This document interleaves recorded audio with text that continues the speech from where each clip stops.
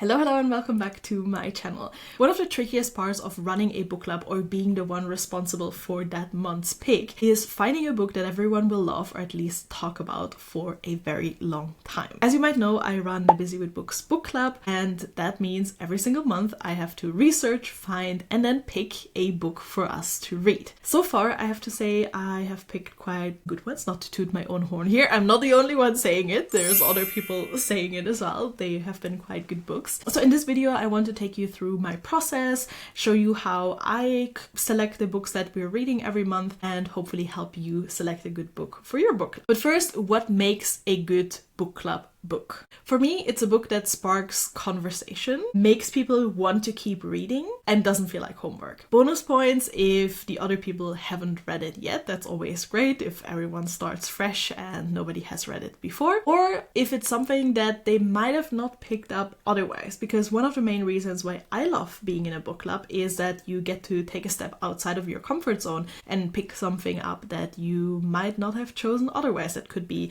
a different genre, could be a different author, maybe also a completely different way of telling a story. I also think that you don't necessarily need to love a book, or at least not everyone needs to love it, for it to be a good book club book. In fact, last month we read The Push by Ashley O'Drain, and it was a little controversial. There were lots of opinions about it. I have to say, while everyone said they couldn't put it down, there were some people talking about reading way past their bedtime because they simply couldn't stop reading. They just had to get on and find out what happens. They all also said that they didn't like any of the characters or necessarily the story that was being told in this book. In the end, we talked about the topics that come up in this book and the general storyline for almost 2 hours when the time came for our book discussion. There were lots of topics around motherhood, and especially also the expectations that society puts on women in terms of being a good mother. We discussed this for almost 2 hours from different perspectives as moms, but also non-moms, and it was a super interesting conversation that we wouldn't have had if we hadn't read that book. I think if you choose a book where nothing happens or everyone agrees that it was a great book, then the conversation is probably going to be really short. So whenever someone tells me that they're afraid that they might not like every single book that we read in the book club, I say that's actually encouraged, in the sense that I think great discussions come from books where people have different opinions, and you might not like a book, but that can also be part of a great discussion, because who doesn't like to hate on a book collectively? So far, we haven't had a book that all of us hated. We all loved it more or less. So yeah, I think there's always a point in having a nuanced discussion where there's different opinions and different perspectives. That, as a first point, books that make great discussions make great book club books. So how do we pick a book club book that everyone will not necessarily love, but at least want to talk about? Here's how I approach it. I spend an insane amount of time scouring different online and offline resources to hear about books, and I'm only semi-joking here. Before we can pick a book, we obviously need to know what's available. We need to become aware of what's out there. I hear about new exciting books on Goodreads or on Fable. They're both platforms where you can find and review books. I also am subscribed to a lot of newsletters from big publishers, but also smaller bookstores and book bloggers or book talkers, if you will. Obviously book talk as well, so the opinions of other people in this space who create content around books, although I would be cautious around the book talk recommendations. If you don't know what I'm talking about, have a look at my last video where I ranked all the popular book talk books that I read, and some of them were atrocious. So don't always trust the recommendations you see on book talk, but they can be a nice first avenue to hear about a book and then further research into it. I also follow lots of authors on social media, so when they talk about their new books, I can look into that. The library has great resources, and of course a bookstore is always a great place to discover new books as well. So once we have our short list of books that have piqued our interest with the initial blurb, we can go and further research into the book and see if it would be a good fit for the book club. If you want to see which books we are reading in the Busy with Books book club, club or which ones I recommend outside of that, head on over to my Goodreads. I have a few lists on there that you can check out and see what books I'm reading. Like I said, a big part of picking the book club book is actually first finding the books and then sorting through the ones that you've put on your shortlist because you like the initial blurb that you read. I usually have a few criteria that help me pick good books for the book club. By the way, let me know how many times in this video I said book club book or book club pick, because first of all, it's a tongue twister. I digress. So there are a few criteria that I look at when I decide whether a book is going to be great for the book club,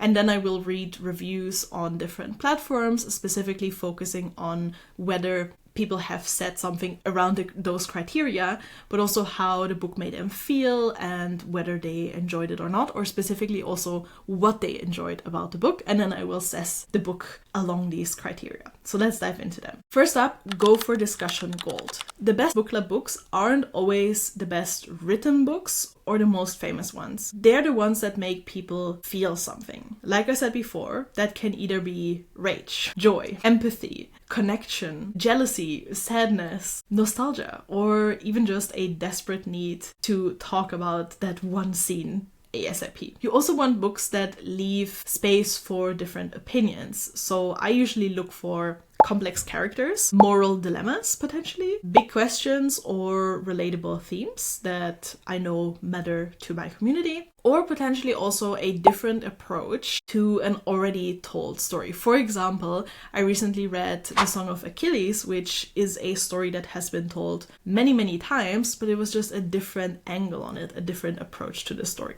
That, for example, would make a great book as well. Sometimes that means that you need to go for the more risky books, because again, I think when you go for the safe picks, you will end up with a very safe and potentially boring discussion. So don't be afraid to ruffle a few bookish feathers when you go for your next book. And remember, not everyone will love every single book, and that is okay. If it gets people talking, that is a win. Number 2, know your group. Choosing a great book is easier when you know what the group enjoys. So when a member joins our book club, I always ask them to introduce themselves, tell me a little bit about them, what kind of books they like to read, what genres, but also what kind of genres or special interests they might want to explore in the future that they haven't explored just yet. So sometimes people will say, I have heard about romantasy, but I haven't really dipped my toes into it, but I would love to do that. So I can keep that in mind and figure out what books would be great for the overall group. Before I lock in a new read as well, I also do a bit of a vibe check of the group. So for example, the first 2 books that we read were historical fiction. And after that, we all felt like we wanted a bit of change. We didn't want to do another historical fiction. So we went more into the psychological thriller mystery genre.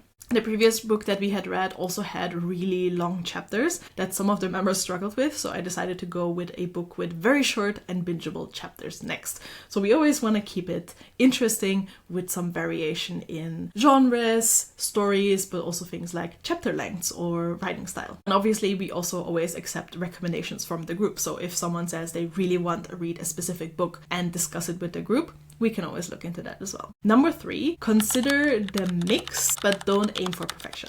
Trying to please everyone in your group with one book is like trying to cook for 20 different people who all have different tastes in food, allergies, and requirements.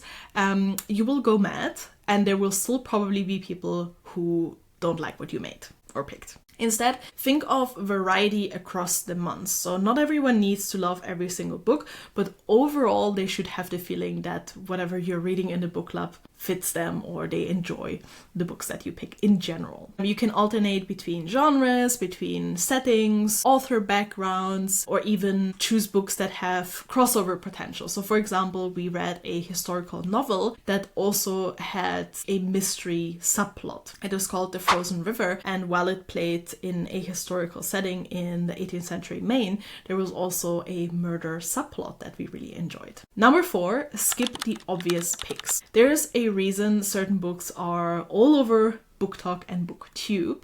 but that doesn't mean they're necessarily right for the book club. Usually I try to stay away from very popular book talk books for 3 reasons. First of all, everyone has probably already read it. Most people in my book club are avid readers, so they tend to get through quite a lot of books each month, which makes it more likely that they will have already read one of the book talk picks. Secondly, the hype usually also sets expectations way too high. And thirdly, there's nothing left to say about these books that hasn't already been discussed on the internet. So once again, watch my book talk video, I'll link it above, if you want to know which books I think don't or do deserve the hype that they're getting online. You might be surprised. Instead, try going a little off the beaten path. Backlist books that flew under the radar are always great. New releases from lesser known authors, or books with strong themes that you know your group will enjoy. Last but not least, avoid anything too long or too dense. There's nothing like a 900-page book epic to make people want to abandon the book club. Most people are juggling life, work, children, pets. They probably don't have time to read a 900-page chunky book. In our club, we meet once a month. And while most of us read multiple books in that period of time, you also always want to cater to those who just get in a few pages here and there. I usually aim for books around 300 to 400 pages, but definitely under 500 pages. Unless, of course, in your book club, you're all really fast readers and you don't mind going through chunky books. So that's it. That's how I choose my book club books. When I keep these things in mind, these criteria, I tend to pick pretty good books that make for great conversations and stay with people for a long time. I hope this video was helpful. Let me know in the comments how you usually pick the books, and if you find any great picks that we definitely need to read, please let me know as well. And if you're still looking for a relaxed online book club that welcomes a variety of genres and always definitely brings snacks to the conversation, then come join us in the Busy with Books book club. I'll link all the details below in the description. Happy reading, and I'll see you next time in another video.